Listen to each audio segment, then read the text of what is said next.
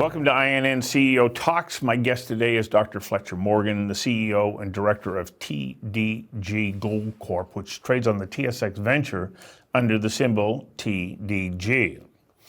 TDG is a major holder of mineral claims and mining leases in the historical Toodoggone production corridor of north-central British Columbia, with over 23,000 hectares of brownfield and greenfield exploration opportunities under direct ownership or earning agreements. TDG's flagship projects are the former producing high-grade gold-silver Shasta, Baker, and Metz mines, which are all road accessible, have produced intermittently between 1981 and 2012, and have over 65,000 meters of historical drilling.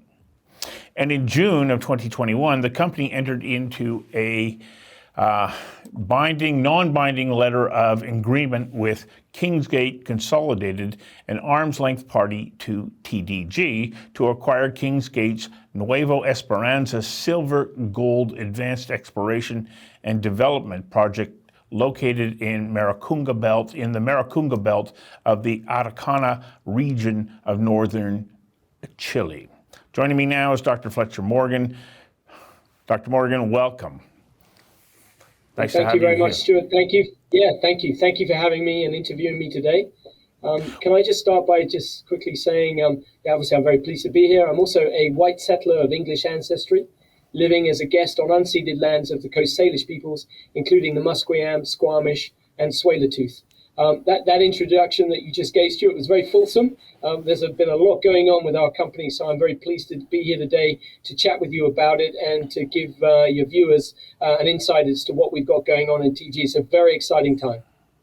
You know, I note that you make acknowledgement to the traditional and ancestral territories of Coast Salish and other First Nations in which you're living and working. In British Columbia, why is it important that we acknowledge those relationships, especially when it comes to mining? It's incredibly important, Stuart. Canada is leading the world in its adoption of UNDRIP, United Nations Declaration for the Rights of Indigenous Peoples. And in BC, I think we're at the front of that wave as well. If you look at our announcements as of Monday this week, we appointed Christy Smith as our VP Sustainability. We've worked now consistently with Christy for 2 years. She is an MBA. She's a forward-thinking, an amazing individual. She's also of First Nations heritage herself. We take that whole side of our work incredibly seriously. We're working in partnership with First Nations. We deal with 4 First Nation groups within the Toodoggone region. They're all forward-thinking First Nation groups. In terms of just their approach to dealing with us, but also in terms of the opportunities that we see to work in partnership. This season, we're planning on spending just over $4 million on our projects in the Toodoggone region. And of that, a significant portion will go directly into First Nations businesses and businesses related to First Nations, not just in terms of camp management and also in terms of refurbishing our camp, but also in terms of our drilling contract. Our drilling contractor is in partnership with the First Nations. You know, as you're telling me that, I can't help but also recognize the fact that in British Columbia, there are extraordinarily high standards that need to be met, making British Columbia a mining-friendly jurisdiction, but one where the values and the systems that are in place ensure the integrity of the organization and everything that you do, its relationship with the people who live there and the environment itself. Absolutely correct. And if you actually look at the Baker Shasta project package, these are former producing assets. They were small-scale mined, and as you're probably aware, small-scale mining can have its opportunities, but also its disadvantages. And we were aware, walking into the acquisition that we sculpted in 2020 with Talisker Resources, when we acquired the asset package from them, that Talisker had taken key steps in order to bring these back into compliance. We were very happy to then receive that baton and keep working forward to actually get them into full compliance. Again, as I've mentioned, working in partnership with First Nations. This is a key aspect of our work. It's a key aspect of our planning, and it's something that now And you mentioned this in your introduction, that we fully intend to take over to our work in Chile with the announcement of our proposed acquisition of Kingsgate's Nueva Esperanza project in the Maricunga Belt in Chile. Well, let's start. You gave me the nice transition to let's talk about that announcement about the letter of intent in Chile. Tell us about that property and where do you go from here? We see it as a fabulous opportunity to create value, not just for our shareholders, but for all our stakeholders, Stuart. We started talking to Kingsgate several months ago. It's a fabulous fit for our existing portfolio of projects. It's a silver gold biased project, about 65% silver, 35% gold. It is, again, a pure play precious metal opportunity, historical production, but Kingsgate has managed to take it forward all the way through to a JORC PFS, which it published in 2016. So we have to treat that as historical information. It's not 43101, but our intention now is to build on that excellent work. It's, in aggregate, there's been over 279,000 meters of drilling at Nueva Esperanza in over 3,900 holes. In that 2016 JORC PFS, there was also a mineral reserve that was quoted. Again, we have to treat that as historical, but what you've seen us do is take that information, and today we published an updated NI 43101 mineral resource estimate, and from this point, we then intend to advance it through 43101 stages, PEA, we're anticipating by the end of this year, through PFS, and through back to feasibility by the end of 2022. So it's a fabulous fit for our existing suite of assets. Not only does it continue our theme of being pure play precious metal focused, but it takes us our bias towards silver, which as a company is something that we're silver bulls, and we view that as a huge advantage. It's a rare project in as much as that purity of silver gold, the silver not coming with base metal credits like lead and zinc. It gives us the opportunity now to explore all year round. The Tudagon has a season. It runs roughly from May through to the end of October. And the Maricunga has a season. It runs roughly from October through to April. So what we're anticipating is we're closing down our operations for the season in the Tudagon. We're going to be opening up our operations in the Maricunga. And so we've managed to now accumulate, once we close the Nueva transaction, we will have accumulated a suite of advanced brownfield assets, permitted assets. That's important. The Nueva Esperanza project received its EIA. It was awarded in July 2020, which means it is ready for construction and into production. And in the Tudagon, our projects there are within mining leases, Baker and Shasta. Both of those mining leases were recently extended for 30 years to 2050 with First Nation support.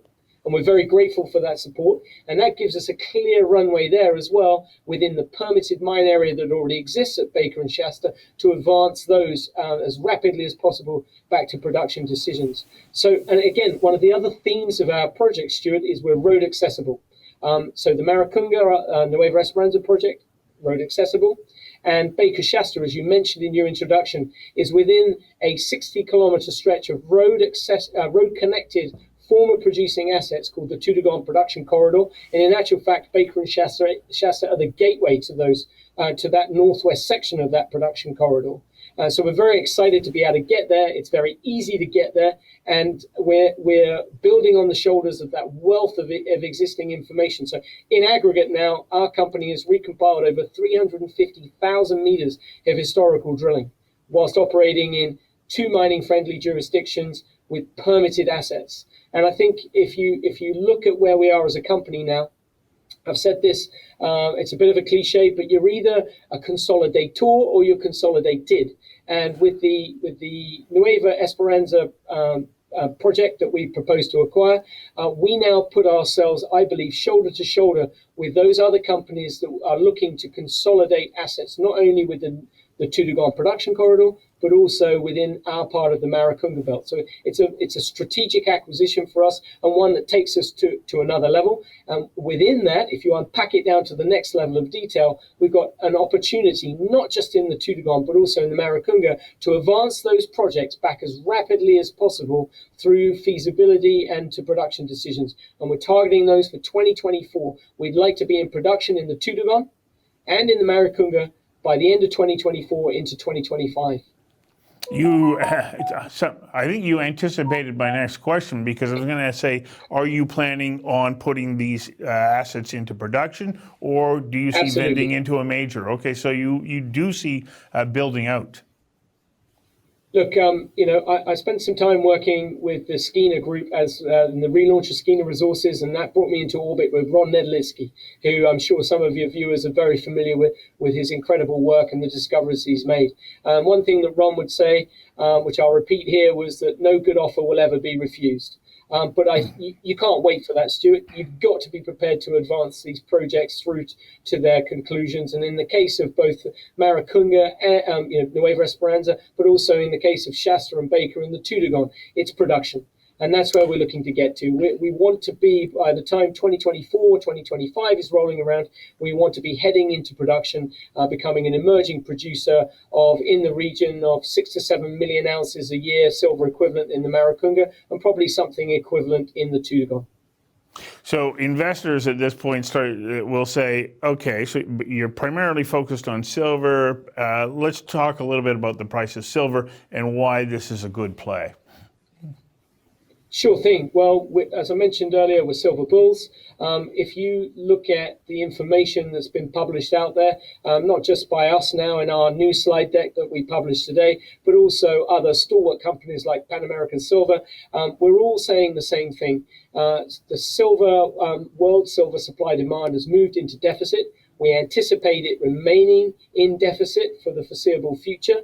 That's not just driven by the fact that there's falling mine production. It was down 6% in 2020, but it's also because of growth in demand from the green economy side, but also in terms of investment demand, exchange traded products, etc., removing physical silver from the supply chain, and therefore creating this deficit, which certainly this year is forecast to be around the 100 to 150 million ounce mark, and we'd like to be helping to plug that supply gap. We see solid economics for silver moving forward, and the projects that we've picked, certainly Nueva, is highly levered to the price of silver.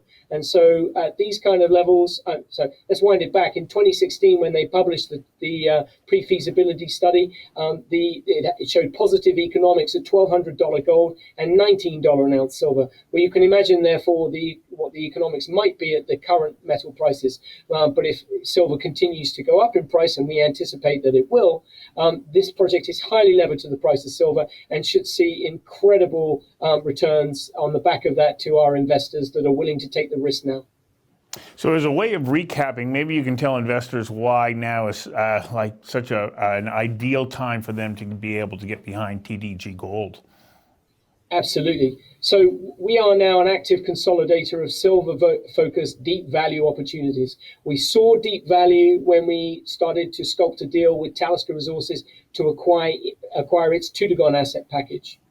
We see that same deep value profile now at Nueva Esperanza. It's advanced, it's permitted, it's silver rich, and there is exploration upside within the permitted footprint at Nueva.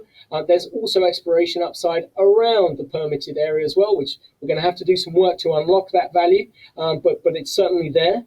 We see fast-track opportunities to advance not just Nueva, but also the Tudagon assets back to those production decisions. And so investors now are getting in at the early stage of a growth story that we're not just configuring in terms of the projects, but we're also configuring in terms of the leadership and management that we're attracting to start working with us. So our advisors on the Nueva transaction include Stephen Quinn, who was the former CEO of Midas Gold and a former COO of Capstone Mining operating in Chile, Jim Zadra, who up until March was the CFO of Great Panther Mining.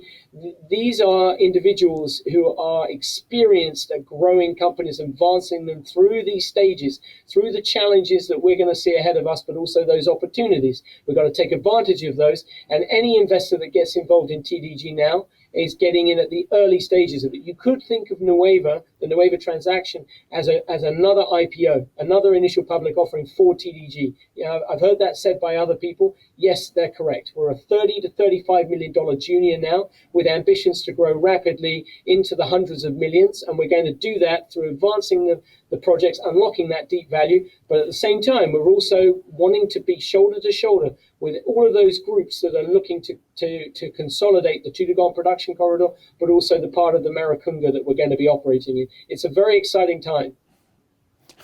Well, and I can tell you're very excited about it. I'm hoping that as we get through the year, maybe close to the new year, that you'll come back and give us an update, because this is the kind of story, especially with you being in both the northern and southern hemispheres, that a lot of people are going to be saying, okay, keep me apprised of what's going on. So hopefully you'll come back and give us an update in the not too distant future.